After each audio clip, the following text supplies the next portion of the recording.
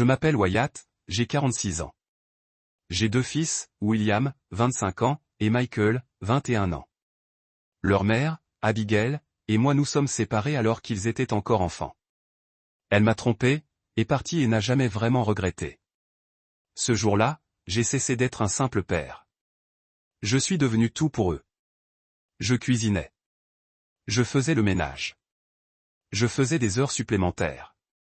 J'ai renoncé aux sorties et aux rendez-vous galants. J'ai raté des étapes importantes de ma vie pour m'assurer qu'ils ne ratent rien de la leur. J'ai fait tout ça sans jamais attendre de remerciements. Le simple fait de savoir que j'élevais des hommes bien, c'était suffisant. Il y a quelques mois, William m'a annoncé ses fiançailles avec Eleanor, une fille adorable qu'il avait rencontrée à la fac. J'étais aux anges. Je savais qu'il n'avait pas beaucoup d'économies pour un mariage. Et pour être honnête, moi non plus quand je me suis marié. Mais je n'ai jamais eu de grand mariage. La musique, les fleurs, les photos. Je voulais que mon fils ait tout. Alors, quand il m'a dit qu'ils avaient du mal à couvrir les frais, je suis intervenu sans hésiter. Je leur ai dit de ne s'inquiéter de rien. Je m'en occupe. J'ai réservé la salle de réception dont Eleanor rêvait. J'ai payé les fleurs qu'elle voulait, la teinte exacte de rose et de fleurs qu'elle avait épinglée sur son tableau d'inspiration. J'ai engagé le groupe qu'ils adoraient tous les deux, celui qui jouait cette chanson sur laquelle ils avaient dansé pour leur premier anniversaire. Je voulais juste que ce soit parfait. Puis ce matin, j'ai reçu un appel de William. Sa voix était calme, mais différente. Pas vraiment froide, juste distante. « Salut papa », a-t-il dit. « Salut fiston. »« Quoi de neuf ?» ai-je demandé, un peu enjoué. Je me suis dit qu'il voulait peut-être régler les derniers détails ou qu'il avait besoin d'aide. Eleanor et moi, on a discuté. On envisage de réduire la taille du mariage. J'ai marqué une pause. Bien sûr, c'est ton mariage. À toi de voir. Réduire la taille, mais comment? Comme réduire la liste des invités, ou bien? Non, pas vraiment. Bon, si tu réduis le nombre de personnes, on peut toujours le faire dans le jardin. Tu sais, j'ai nettoyé la pelouse, et c'est assez spacieux. Ça pourrait être un événement magnifique et chaleureux. Il hésita. Non, on ne change pas de lieu. Eleanor a toujours voulu se marier dans cette salle, alors on la garde. Bon, alors. Que entends-tu par « réduire » demandai-je, un peu perplexe. Il y eut un silence au bout du fil. Je l'entendais respirer, je le sentais retenir quelque chose. William, dis-je à voix basse.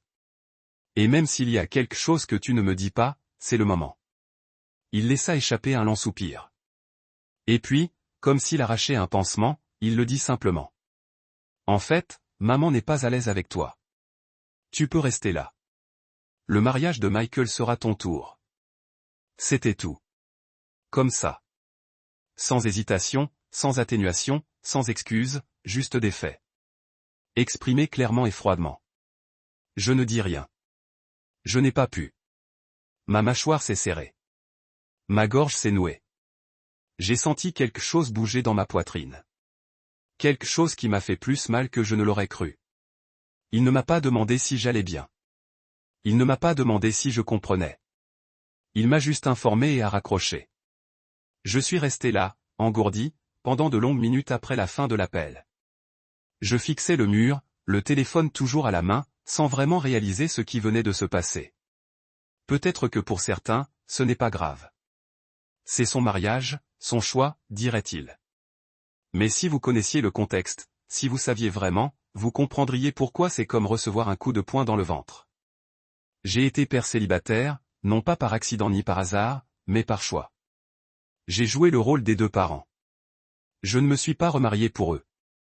J'ai veillé à ce que leur vie soit stable, qu'ils n'aient pas à partager leurs vacances ou à se sentir tiraillés entre deux foyers. J'ai tout fait pour leur redonner un semblant de normalité. Et qu'est-ce que j'obtiens en retour? Une invitation à ne pas aller au mariage de mon propre fils parce que mon ex-femme, celle qui nous a quittés, n'est pas à l'aise. Ça me fait encore mal. Et pour vraiment comprendre pourquoi, il faudrait remonter au début. Abigail et moi, oui, notre mariage était chaotique, mais ça n'a pas commencé comme ça. On s'est rencontrés à la fac. On était le couple parfait. Même cours, mêmes amis, tout sourire et café tard le soir. On s'est bien entendu. C'était facile jusqu'à ce que ça ne le soit plus. Elle est tombée enceinte pendant notre dernière année. Totalement imprévu. Quand nos parents l'ont appris, tout a basculé. Mon père m'a assis, m'a regardé droit dans les yeux et m'a dit, sois un homme. Épouse-la. Prends tes responsabilités. Ses parents étaient sur la même longueur d'onde. Ils ne voulaient pas de scandale. Les miens non plus. Alors on est allé à la mairie. Pas de vêtements chics, pas d'amis, juste nos parents présents pour assister à la cérémonie avant que son ventre ne commence à se dessiner. C'était précipité, calme, et loin du mariage qu'on avait imaginé. Les premières années ont été un véritable combat. Elle a dit qu'elle voulait rester à la maison avec le bébé, William, et j'ai accepté. Il fallait bien que quelqu'un gagne sa vie, et ce quelqu'un, c'était moi. J'avais 2 boulots, jour et nuit.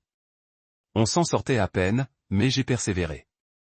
Finalement, j'ai eu une chance, une promotion à mon travail. Le salaire était meilleur.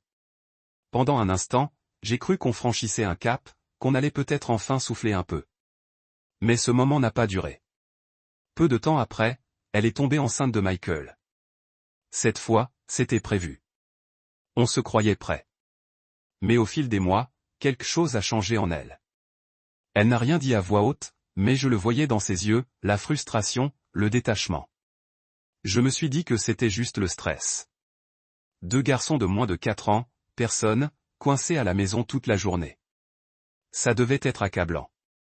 Je me suis dit qu'elle traversait une sorte de crise postpartum. Je n'ai pas insisté. J'ai juste essayé d'être patiente, de lui laisser de l'espace, de lui confier plus de tâches, de travailler de nuit pour qu'elle puisse dormir. Mais son humeur ne s'est pas améliorée. Au contraire, elle a empiré. Les crises, les silences, la froideur, tout est devenu une routine. Après les 1 an de Michael, je n'en pouvais plus. Un soir, après le dîner, je l'ai assise et je lui ai dit, Abigail, parle-moi. Si tu n'es pas heureuse, si tu veux quelque chose de plus, des études, un travail, n'importe quoi, je ferai en sorte que ça marche. Je peux aménager mes horaires, m'occuper des garçons. Tu n'as pas à te sentir coincé. Elle m'a regardé un moment. Puis elle a dit ça calmement, comme si de rien n'était. Je vois quelqu'un depuis quelques mois maintenant. Mon cœur s'est arrêté. J'ai demandé qui, et là, elle m'a frappé comme un dingue. C'est Derek. Derek, notre ami de fac. Quelqu'un que j'invitais à des barbecues. Quelqu'un qui connaissait notre histoire, nos difficultés, nos enfants. Elle m'a dit qu'elle ne pouvait plus vivre cette vie. Que les garçons et moi, on la freinait. Qu'elle avait l'impression de tout rater. Qu'elle voulait être libre. Je suis restée assise là, silencieuse, un long moment. Puis je lui ai dit, je ne t'en empêcherai pas. Si tu ne veux pas de cette vie, je ne te supplierai pas, fais ce que tu as à faire. Le soir même, sans un mot, elle a fait ses bagages. Pas de câlin, pas de larmes, pas d'au revoir. Elle est partie, tout simplement. Elle a emménagé avec Derek sans même se retourner vers les enfants. Je me souviens encore de cette soirée, aussi claire que le jour. Les garçons dormaient profondément quand elle est partie. Je suis resté à la porte pendant qu'elle sortait, valise à la main, sans un regard en arrière, pas un baiser sur le front, pas d'au revoir murmuré, juste un silence comme si nous n'étions rien. Le lendemain matin, quand William s'est réveillé et a demandé où était maman, je n'ai pas trouvé les mots. Je lui ai dit qu'elle devait aller quelque part, mais il savait. Il était intelligent, vif pour son âge. Il a regardé autour de lui, a vu le vide dans le placard, l'absence de son odeur, et il a tout simplement su. L'horreur sur son visage, cette expression de pure confusion et de chagrin, est quelque chose que je n'oublierai jamais. Sa lèvre tremblait, ses petits poings serrés, et tout ce qu'il a demandé a été, elle n'a même pas dit au revoir. Je n'ai pas pu répondre. Mon silence était une réponse suffisante. Michael était trop jeune pour comprendre. Juste un bébé, en fait. Mais il pleurait. Mon Dieu, a-t-il pleuré? Inconsolable pendant des jours, hurlant après une mère qui avait tout simplement décidé de ne plus le vouloir. Je le tenais dans mes bras toutes les nuits, je le nourrissais, je le berçais pour qu'il s'endorme. J'ai fait de mon mieux pour combler le vide qu'elle avait laissé, mais on ne pense pas une blessure aussi profonde avec des berceuses. Plus tard, quand je l'ai confrontée, lorsqu'elle a enfin répondu à l'un de mes messages, elle a tout justifié. Elle a dit qu'elle était fatiguée, dépassée, qu'être mère l'avait épuisée. Elle m'en a voulu, a dit que j'étais absente, que je lui laissais tout sur les épaules. Comme si cumuler 2 boulots, apporter toutes les odeurs, nous loger et nourrir n'était rien. J'avais envie de crier, mais qu'est-ce que tu attendais? Je faisais tout ce qui était humainement possible pour nous maintenir à flot. Mais non, elle voulait la liberté et j'étais le geôlier à ses yeux. Alors elle est partie et, une fois partie, j'ai obtenu la garde exclusive. Des garçons. Elle a déménagé dans un autre pays peu de temps après. Elle n'a pas laissé d'adresse. Elle n'a pas appelé. Au début, les garçons restaient assis près de la fenêtre le week-end, attendant une visite qui n'est jamais venue. Finalement, ils ont arrêté de demander. Je les ai élevés seuls. À chaque repas, à chaque sortie d'école, à chaque visite chez le médecin. Mes parents m'aidaient quand ils le pouvaient, restant quelques mois à la maison. Ma sœur, que Dieu la bénisse, intervenait en cas d'urgence, quand les garçons étaient malades, ou quand j'avais des gardes que je ne pouvais pas échanger. Les années ont passé. La vie a repris son cours. Puis un jour, elle est réapparue. Comme ça. Les garçons étaient adolescents à ce moment-là. Elle était revenue à la campagne, disant qu'elle voulait reprendre contact. Je ne me suis pas opposé à eux. Je leur ai dit, c'est votre choix. Si tu veux la voir, je ne t'en empêcherai pas, étonnamment, William était ouvert. Le même garçon qui avait été assez grand pour se souvenir de chaque détail de sa trahison. Je pensais qu'il lui fermerait la porte au nez pour toujours, mais non. Peut-être qu'une partie de lui voulait encore une mère, même après tout ce qui s'était passé. Michael, lui, n'hésita même pas. Non, il dit, elle nous a quittés. Elle ne reviendra pas, sa colère était sourde, froide, mais ferme. Et je ne lui en voulais pas. Il avait grandi en me voyant prendre les 2 chaussures. Il savait qui restait. Au fil des ans, William et sa mère se sont rapprochés. Ils ont discuté, se sont vus. Elle est venue à 2 de ses anniversaires. Je crois que Michael est resté à l'écart. Il ne pouvait même pas être dans la même pièce qu'elle. Leur relation, celle de William et Michael, est devenue tendue, distante, pas franchement hostile, mais tendue. Michael lui en voulait de l'avoir laissé revenir. Je le voyais, je le sentais.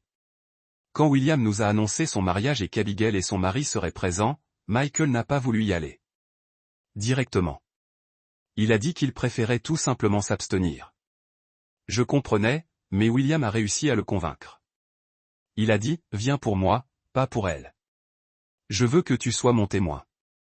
Et Michael, peut-être pour préserver le lien qui les unissait enfants, a finalement accepté. Un dernier effort pour son frère.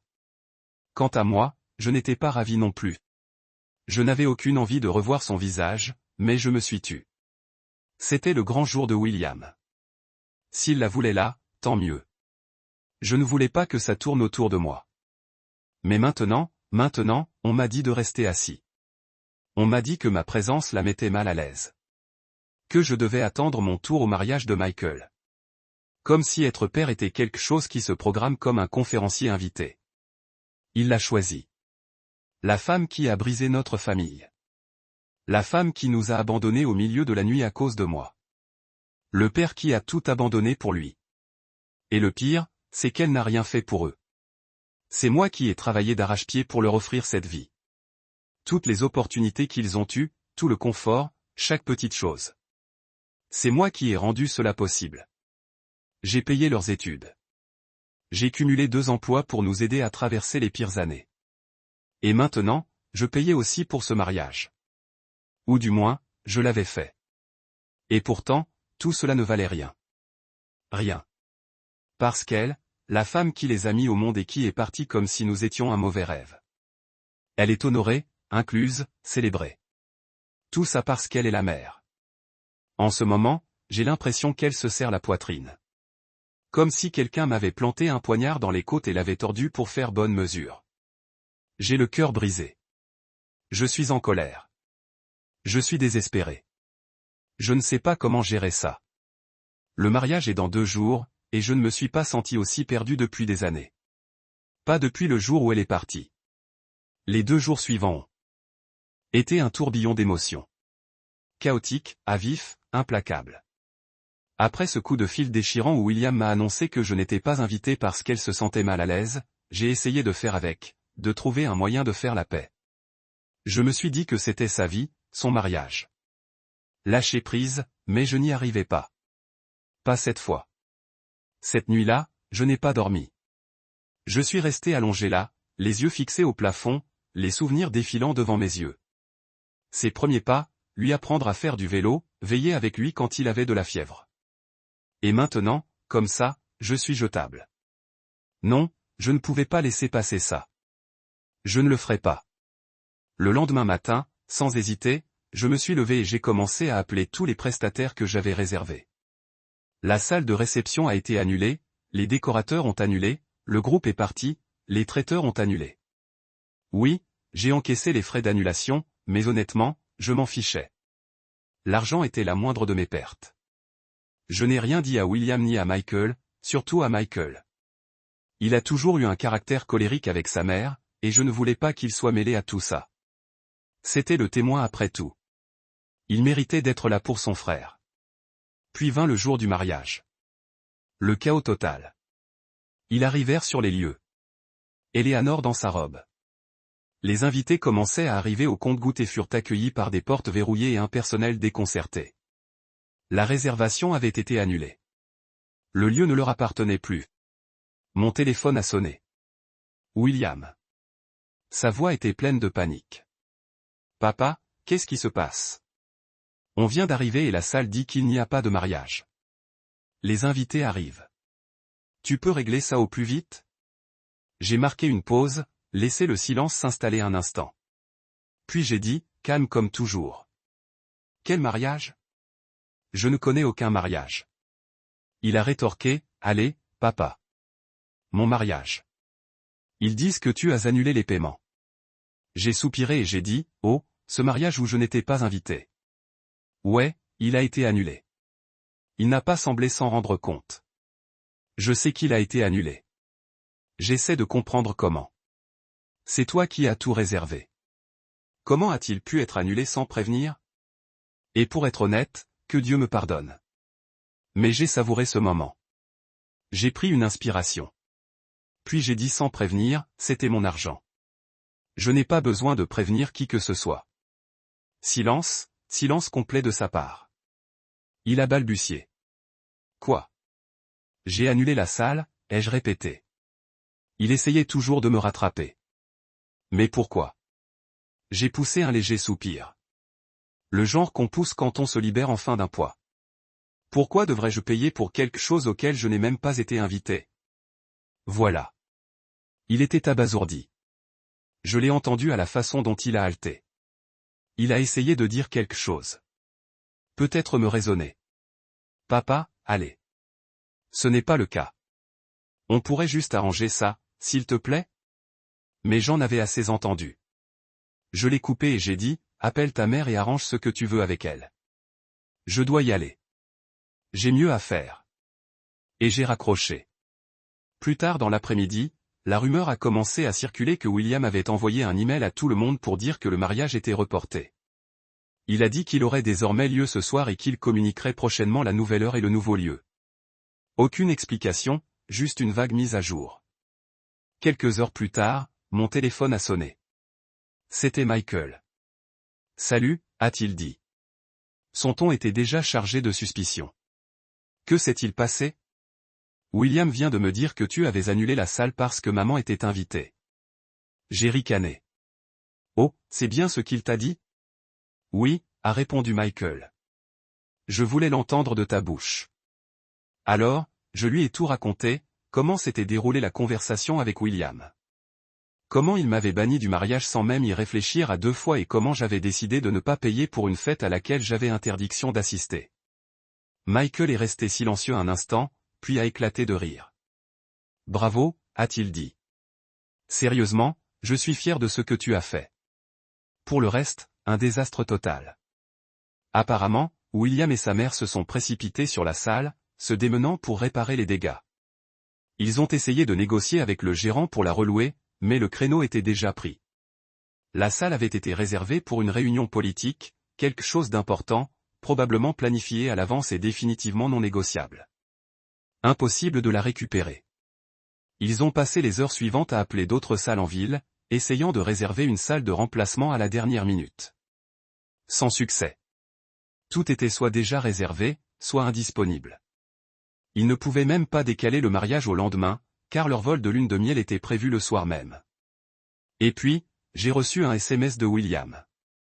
Ok, tu peux participer au mariage si tu trouves une salle dans les 2 heures qui suivent. T'imagines une telle audace? Trouver une salle dans les 2 heures qui suivent mon bannissement. Je n'ai pas répondu. Je l'ai juste laissé sur ride. Je l'ai ghosté. Ce n'était pas une demande. C'était un coup de force.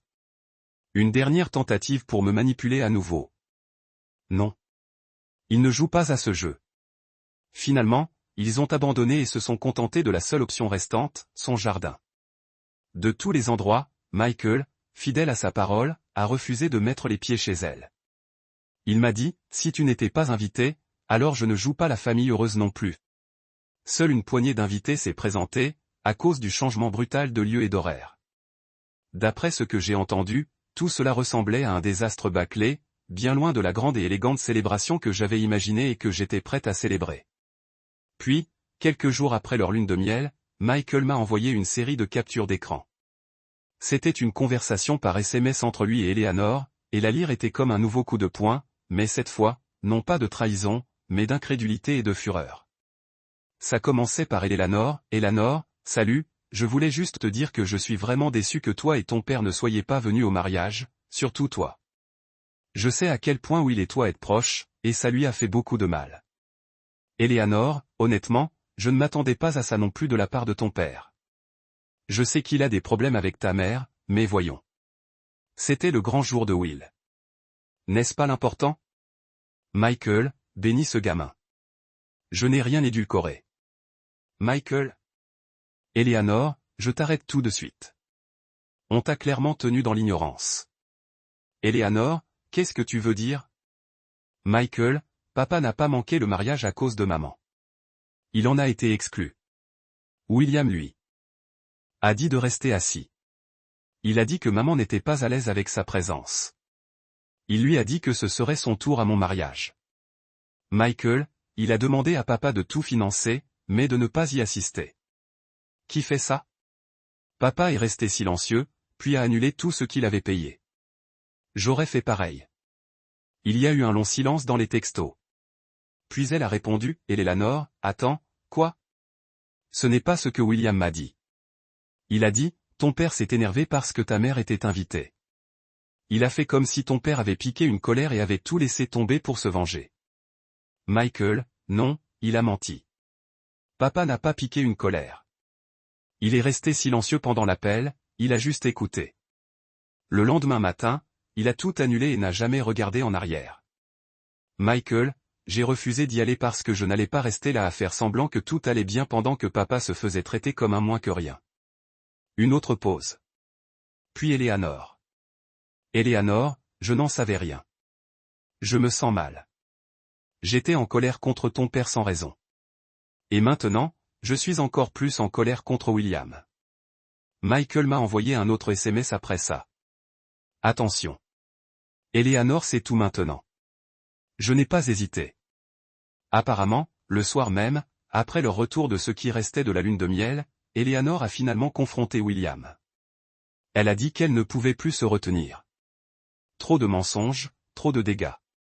Alors, elle a attendu qu'il soit à la maison, l'a assis et l'a regardé droit dans les yeux. Pourquoi ne m'as-tu pas dit la vérité? Elle lui demanda William. Il essaya de faire l'idiot. Quelle vérité? Que ton père était banni du mariage. S'exclama-t-elle. Que tu lui avais dit de ne pas venir? Il soupira, se préparant apparemment déjà aux conséquences. Eleanor, je ne voulais pas t'accabler avec tout ça pendant le mariage. J'étais déjà assez stressé. Me gêner? Rétorqua-t-elle. Tu m'as menti, William. Tu m'as laissé croire que ton père s'en fichait. J'ai envoyé un texto à Michael en pensant que ton père était mesquin et égoïste. Je l'ai blâmé parce que tu m'as fait croire qu'il était parti. Tu m'as fait plaindre. Je n'ai pas menti, dit-il sur la défensive. Je n'ai juste pas tout dit. C'était compliqué. Non, ce n'était pas le cas, dit-elle, les bras croisés, la voix froide. Tu as demandé à ton père de payer tout le mariage. Puis tu l'as désinvité parce que ta mère n'était pas à l'aise. Puis tu m'as menti à ce sujet. Ce n'est pas compliqué, William. C'est dégoûtant. À ce moment-là, William a apparemment détourné le regard. Il n'a même pas voulu la regarder dans les yeux. Et puis il l'a dit, ce qui a vraiment scellé le mariage. C'est mon mariage, a-t-il marmonné. Je peux inviter et exclure qui je veux. Quand Eleanor a raconté ce moment, elle avait l'air de quelqu'un qui vient de voir l'homme qu'elle a épousé se transformer en un inconnu. Ce n'est pas celui que je croyais, a-t-elle dit. Je ne savais pas que William était si ingrat, si aveugle. Elle a ajouté qu'elle commençait à s'inquiéter sérieusement de la proximité de William avec Abigail, sa mère. Ce n'est pas juste une relation mère-fils normale, m'a-t-elle dit, d'une voix basse comme si elle avait honte de le dire à voix haute. C'est bizarre, obsessionnel. Le jour du mariage, alors que tout s'écroulait et que les invités étaient confus et déçus, elle se plaignait du chaos. Et Abigail, mon ex, s'est tournée vers elle et lui a dit, c'est mieux que ce que j'ai eu, alors mieux vaut rester tranquille et profiter. Ça m'a mise en colère, admit Eleanor. J'essayais déjà de tout contrôler. Et cette femme a eu l'audace de faire comme si je devais être reconnaissante du désastre qu'elle avait contribué à créer. Elle était allée directement voir William après coup. Elle lui avait dit que sa mère avait dépassé les bornes. Et qu'a-t-il répondu? Elle est juste stressée par toute cette foutue histoire qu'il lui a racontée. Eleanor a dit que de toutes les personnes présentes ce jour-là, la seule qui avait l'air vraiment heureuse, vraiment satisfaite, c'était Abigail. Elle rayonnait.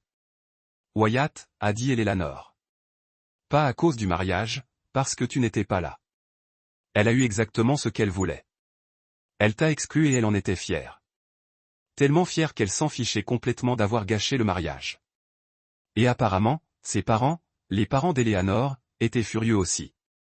Ils avaient fait des efforts, invité leurs propres invités, préparé le grand jour, et aucun des leurs n'était venu à cause du désordre. Tout le monde pensait que le mariage était annulé ou reporté, ou qui sait? Quoi? Ils étaient gênés, honteux même. Bien sûr, William et Abigail n'ont pas assumé leurs responsabilités. Non. Ils ont monté l'histoire pour faire croire que j'étais la cause de tout ça. Moi? Le type qui a tout payé, qui a élevé ses garçons seuls. Soudain, je suis le vieux grincheux qui a gâché le mariage de son fils.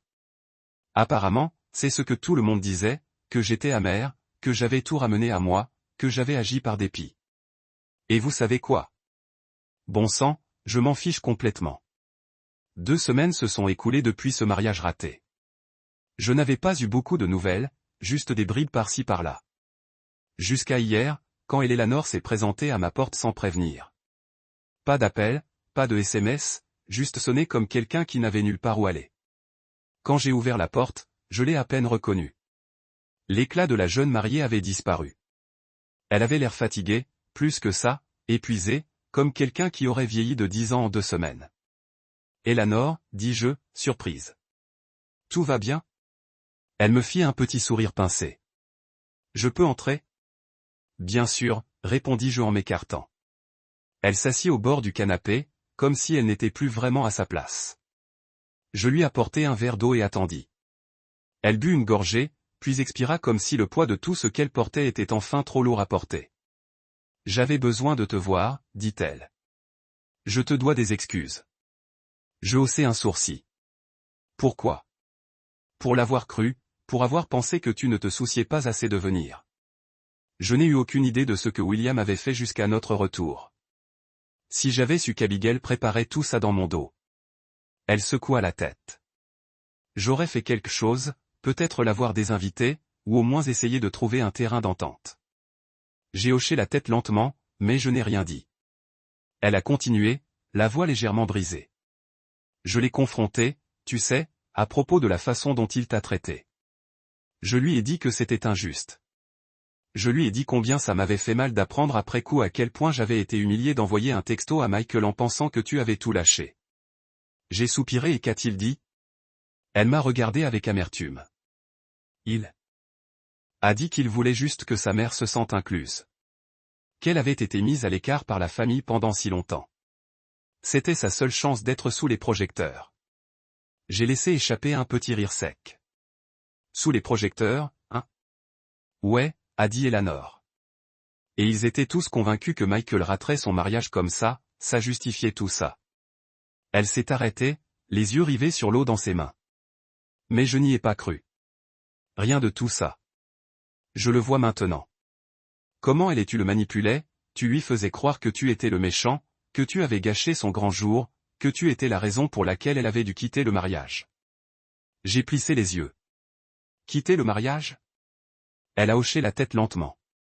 Elle lui a donné plein d'idées, lui disant comment être un homme responsable, ce qui, selon elle, signifie être un mari autoritaire. Il a commencé à agir bizarrement, comme s'il posait des questions sur tout ce que je faisais, l'incluant dans chaque décision, chaque chose. Elle a secoué la tête, visiblement à bout de nerfs. Ça fait 2 semaines aussi, et j'ai déjà fait mes valises. Je suis retourné vivre chez mes parents. Je n'en pouvais plus. Elle est toujours là. Wyatt, toujours à me surveiller comme si c'était sa maison. J'avais l'impression d'étouffer. Elle m'a regardé, le regard suppliant. Je suis venu ici en espérant que tu pourrais peut-être lui parler. Le faire entendre raison. Je me suis penché en avant, les doigts croisés. Eleanor, je suis désolé, mais je ne veux pas me mêler de tout ça. Son visage je suis tombé. J'ai continué doucement mais fermement. Si j'interviens maintenant, elle va tout déformer. Elle va prolonger les choses, les rendre plus toxiques, plus chaotiques. Et ton mariage, il mourra comme une blessure secondaire de notre dispute. Ce n'est pas ce que je veux. Pas pour toi. Alors, que faire? A-t-elle murmuré. Tu dois parler à William. J'ai dit, montre-lui la vérité sur sa mère. Ou mieux encore, demande à Abigail de rester en dehors de ta vie. Eleanor est restée assise là, absorbant chaque mot. Elle avait l'air blessée, déçue même, mais elle n'a pas insisté. Elle n'a pas discuté. Elle était bouleversée, mais ne m'a pas forcé à l'aider. Si tu penses que c'était la fin, tu te trompes. Ça a empiré. J'ai reçu un email de Derek. Oui, ce Derek, le partenaire infidèle, le type qui a déchiré ma famille et mis fin à mon mariage. Je l'avais bloqué, lui et Abigail, partout ailleurs, mais il a quand même trouvé un moyen de me contacter. Au début, j'ai cru à du spam ou à une pêche à la ligne. Mais non, c'était lui. Il s'est excusé. Tu y crois? Après tout ce temps, Derek a envoyé des excuses qui semblaient sincères. Apparemment, il est désolé pour tout. Laisse-moi te dire une chose. Lui et moi étions les meilleurs amis du monde. Je veux dire, avant la trahison, avant le coup de poignard dans le dos, il me doit beaucoup pour avoir brisé ma famille et ruiné ma vie. Dans le mail, il disait qu'il ignorait qu'Abigail était encore si amère envers moi, qu'elle était allée jusqu'à m'exclure du mariage de William.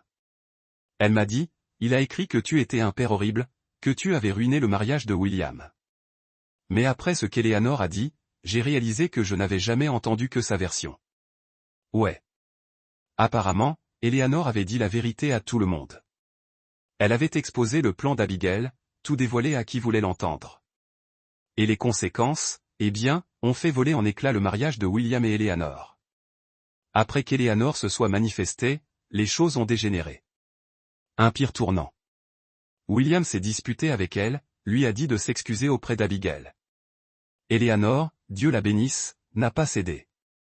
Elle l'a regardé droit dans les yeux et a dit, ta mère est toxique. Je ne m'excuserai pas auprès d'elle. C'est elle qui fait foirer ce mariage, pas moi. Elle a reproché à Abigail sa mesquinerie, sa manipulation, sa méchanceté, comme le disait Eleanor. Et c'était fini. Eleanor a fait ses valises et est repartie. Ce qui est douloureux, c'est que William n'a même pas essayé de la ramener. Il ne l'a pas poursuivie. Il n'a pas essayé d'arranger les choses. Et pourquoi? Parce qu'Abigail lui a murmuré à l'oreille, ne te ramollis pas.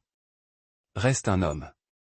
Elle reviendra si tu ne cèdes pas, d'après Derek, Abigail lui a raconté des histoires, lui disant qu'Eleanor était sous mon influence. Que j'avais menti au garçon sur son abandon il y a toutes ces années. Tu sais ce que je voulais dire? Bon, alors si j'ai menti, quelle est la vérité?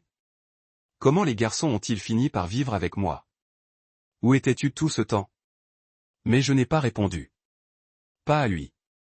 Ça n'en valait pas la peine. Et ce n'est pas comme si je lui avais pardonné non plus. Absolument pas. Mais j'avoue que la lecture de ce mail a mis une chose au clair. Abigail veut toujours être le centre de mon univers. Elle veut que je lui accorde plus d'espace dans ma tête, plus de poids dans ma vie qu'elle n'en a réellement. Mais tout ce qu'elle a réussi à faire, c'est que je la déteste encore plus, surtout après ce qu'elle a fait à William. Monter mon fils contre moi comme ça, je n'oublierai pas ça. Et je sais ce que les gens diront. Ne ramène pas ça à toi. Mais je ne le fais pas. Elle s'est donnée pour mission de semer la zizanie, de jouer les victimes, de me faire passer pour la méchante dans son petit récit pathétique. Mais honnêtement, plus qu'elle, j'en veux à William. Je pensais l'avoir mieux élevé que ça. Je pensais qu'il la percerait à jour. Et voir Eleanor souffrir à cause de tout ça, à cause de notre drame familial, est déchirant. Elle ne méritait pas ce désastre. Elle méritait mieux que d'être jetée au milieu d'une guerre vieille de 10 ans. J'aimerais pouvoir faire quelque chose pour arranger ça. Vraiment. Mais pour l'instant, je reste en retrait, me concentrant sur mon bien-être. Abigail voulait me gâcher la paix et je ne laisserai pas faire ça. J'ai fait trop de chemin et je sais exactement pourquoi elle est comme ça, pourquoi elle se comporte comme une adolescente méprisée. J'ai commencé à sortir avec quelqu'un. Une femme de 35 ans, intelligente, gentille, avec les pieds sur terre. On se voit depuis plus d'1 an maintenant, mais ce n'est qu'il y a quelques mois que nous l'avons rendu officiel. Je ne pensais pas qu'Abigail s'en soucierait. Je veux dire, elle est hors de ma vie depuis des années. Elle est avec des règles de tous, alors quelle est l'attraction? Il s'avère qu'elle s'en soucie beaucoup. Et ce n'est pas seulement l'âge. Ce n'est pas seulement qu'elle est plus jeune ou que nous sommes heureux. C'est que j'ai continué. Que je suis heureux que je sois content et qu'elle ne l'est pas. Comment puis-je savoir tout cela? Eleanor me l'a dit. Elle a dit, Abigail parle constamment de ma copine. L'élève de nulle part. Poque à ma vie comme si c'était douloureux qu'elle ne peut s'empêcher de gratter. Discute de mes choix comme elle a toujours 1 an. Mais au lieu de cela, il s'accompagne de procédures de divorce parce qu'Abigail refuse de reculer. Elle ne les a jamais laissés seuls, pas même une fois. Elle a continué à pousser, a continué à tout empoisonner. Moi, Eleanor, Michael, chaque nom qui est jamais contrasté avec elle. Elle a nourri William mensonge que j'étais un mari absent, que je l'ai maltraité, qu'elle n'avait pas d'autre choix que de partir. Et comme clockwork, William a tout avalé. Eleanor, après qu'elle soit venue me voir cette fois, est retournée. Dit qu'elle voulait réessayer. A dit qu'elle aimait toujours William et croyait qu'il pourrait le réparer s'ils y travaillaient tous les deux, mais elle ne savait pas qu'elle entrait dans une bataille perdue. L'emprise d'Abigail sur William ne s'est jamais desserrée. Elle s'est présentée à son bureau avec le déjeuner, est apparue chez eux sans préavis, a apporté à emporter et a déclaré que c'était le dîner comme si elle y vivait. William n'a jamais vu tout cela comme un problème. Elle ne prend que quelques heures de ma semaine, a-t-il déclaré à Eleanor. Mais pour Eleanor, ce n'était pas les heures. Il s'agissait de ce que ces heures signifiaient. Moment privé perdu. L'intimité perturbée. Un mariage trompé. Elle m'a dit une fois, c'est comme si j'étais un invité dans ma propre vie. Comme si j'étais marié à un homme qui a déjà une femme, sa mère. Elle ne se trompait pas. Pour elle, j'avais l'impression qu'elle jouait toujours le deuxième violon. Abigail est venue une fois en premier. Ses opinions, ses horaires, sa nourriture, ses limites, tout. Et Eleanor a dit que c'était comme si William ne l'avait pas vue, ne l'avait pas entendue, ne remarqua même pas qu'elle disparaissait. Il poursuit une version de sa mère qui n'a jamais existé, a-t-elle dit, essayant de la faire l'aimer d'une manière qu'elle ne pouvait jamais. Et je suis juste en garantie. Elle a essayé cependant. Dieu sait qu'elle l'a fait, mais à un moment donné, quelque chose s'est cassé en elle. Elle a de nouveau emballé ses sacs. Cette fois, elle n'a même pas pleuré quand elle me l'a dit.